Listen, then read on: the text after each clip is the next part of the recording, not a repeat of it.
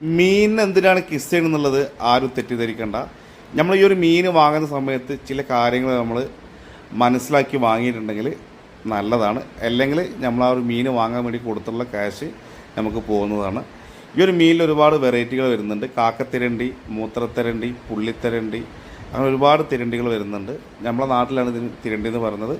ഇംഗ്ലീഷിൽ പറയുന്ന പേര് സ്റ്റിങ്കിരി എന്നാണ്. തമിഴന്മാർ പറയുന്ന പേര് തിരിക്ക എന്നാണ്. ഹിന്ദിക്കാർ പറയുന്ന പേര് ശങ്കർ മച്ചി എന്നാണ്.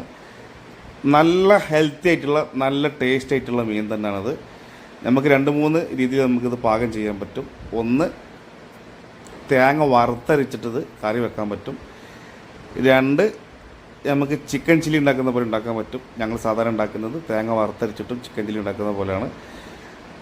നല്ലത് കിട്ടിക്കഴിഞ്ഞാൽ നമുക്ക് നല്ല ടേസ്റ്റായിട്ട് നമുക്ക് തോന്നും. നമുക്ക് യൂറിക് ആസിഡിൻ്റെ കണ്ടൻറ്റ് കൂടുതലുണ്ടാവാൻ ചാൻസ് ഉള്ള മീനാണിത്. ഇത് കഴിച്ച് കഴിഞ്ഞിട്ടുണ്ടെങ്കിൽ യൂറിക് ആസിഡ് ഉള്ളവർക്ക് യൂറിക് ആസിഡിൻ്റെ അളവ് കൂടാൻ ചാൻസ് ഉണ്ട്. അപ്പോൾ യൂറിക് ആസിഡ് ഉള്ളവരത് വല്ലപ്പോഴും മാത്രം കഴിച്ചാൽ മതി, അധികം കഴിക്കണ്ട. ഇന്ത്യക്കാർ ഈ ഒരു മീനിനെ പറ്റി പറയുന്നത്, ഈ ഒരു മീൻ നമ്മൾ 6 മാസത്തിനുള്ളിൽ ഒരു തവണ കഴിച്ചാൽ നമ്മൾ വയറ്റിൻ്റെ അകത്തുള്ള എല്ലാ ചെറിയ ചെറിയ അസുഖങ്ങളും മാറുന്നതാണ്.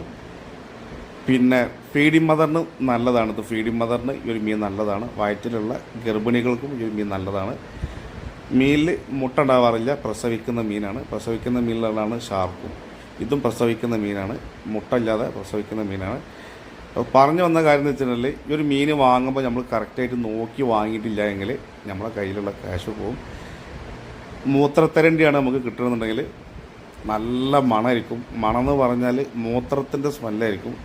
അത് ഒരുമാതിരി പുളിച്ച് ഉള്ളൊരു മൂത്രത്തിൻ്റെ മണം ഉണ്ടാവും. അതേപോലത്തെ മണമായിരിക്കും. നമ്മളൊരു ഏതെങ്കിലും പബ്ലിക് ബാത്റൂമിലൊക്കെ പോയിട്ടുണ്ടെങ്കിൽ 1-2 ആഴ്ചയൊക്കെ ക്ലീൻ ചെയ്യാത്ത നിൽക്കുന്നൊരു ബാത്റൂമിൽ നിന്ന് കിട്ടുന്ന ഒരു സ്മെല്ല് അങ്ങ് ഉണ്ടാവും. അതിനേക്കാളും അസഹ്യമായിട്ടുള്ളൊരു സ്മെല്ലായിരിക്കും. നമുക്ക് ഒരു വിധത്തിൽ നമുക്കത് സഹിക്കാൻ പറ്റില്ല, അത്രയും സ്മെല്ലായിരിക്കും മൂത്രത്തിരണ്ടി. ചില ആളുകൾ ഈ ഒരു തിരണ്ടി അറിയാതെ വാങ്ങിയിട്ട് മൂത്രത്തിൻ്റെ മണം വീട്ടിൽ മൊത്തമായിട്ട് വന്നിട്ട് കുഴി കുത്തിയിട്ട് കുഴിച്ചിട്ടുള്ള ആളുകളൊക്കെ ഉണ്ട്. അപ്പോൾ നമ്മൾ വാങ്ങുമ്പോൾ ഇതേപോലെ മണത്ത് നോക്കിയാൽ മതി.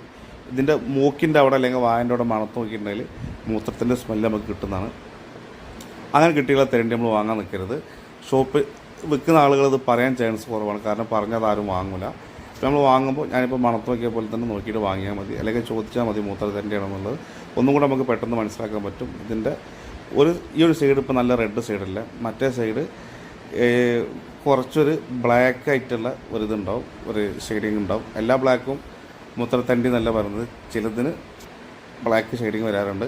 അപ്പോൾ പെട്ടെന്ന് തന്നെ നമുക്ക് സ്മെല്ല് കിട്ടും. ഞാനൊരു തവണ വീട്ടിലേക്ക് വാങ്ങിയിട്ട് ഫ്രിഡ്ജിൽ വെച്ചിട്ട് ഫ്രിഡ്ജ് ഫുള്ളായിട്ട് മൂത്രത്തിൻ്റെ സ്മെല്ലായിരുന്നു. ഞാനത് കളഞ്ഞിരിക്കുകയായിരുന്നത്. എനിക്ക് ഏറ്റവും ഇഷ്ടപ്പെട്ട മീനാണത്. അപ്പോൾ വാങ്ങുമ്പോൾ നോക്കിയിട്ട് വാങ്ങാം, മൂത്രത്തിരണ്ടിയാണോ ഇല്ലെന്നുള്ളത് നോക്കിയിട്ട് വാങ്ങിയിട്ടുണ്ടെങ്കിൽ നമുക്ക് നമ്മുടെ കയ്യിൽ നിന്ന് ക്യാഷ് പോകില്ല. നല്ല തിരണ്ടിയാണ് കിട്ടുന്നുണ്ടെങ്കിൽ നമുക്ക് ഇഷ്ടമുള്ള പോലെയൊക്കെ പാകം ചെയ്യാൻ പറ്റും. മുള്ള് കറുമുറ് മുള്ളാണ്, അത് നമുക്ക് കഴിക്കാം.